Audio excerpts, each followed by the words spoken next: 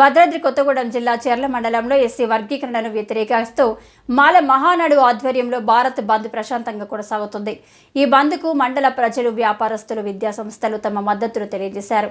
మాల మహానాడు మండల నాయకులు ఎస్సీ వర్గీకరణ వద్దు, ఐక్యతే ముద్దు అనే నినాదంతో చెర్ల మండల కేంద్రంలో బైక్ ర్యాలీ నిర్వహించారు. ఈ సందర్భంగా రాష్ట్ర మాల మహానాడు ప్రచార కార్యదర్శి తోటమల్ల రమణమూర్తి మాట్లాడుతూ ఎస్సీ వర్గీకరణ అనేది చట్టసభల్లో తీర్మానం పొందిన తర్వాతనే సుప్రీంకోర్టు పరిధిలోకి వస్తుందని, దానికి విరుద్ధంగా సుప్రీంకోర్టు తీర్పునివ్వడం సరికాదన్నారు.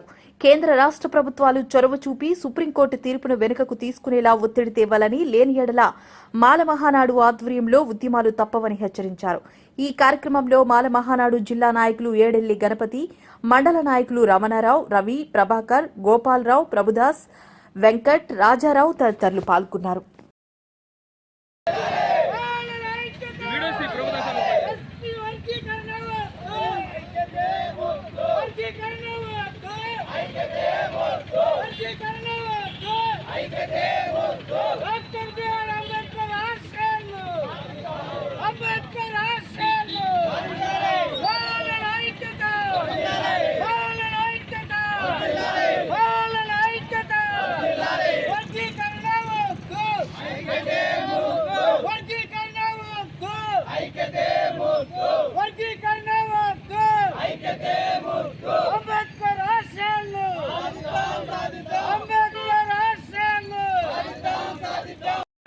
సుప్రీంకోర్టు తీర్పిచ్చింది.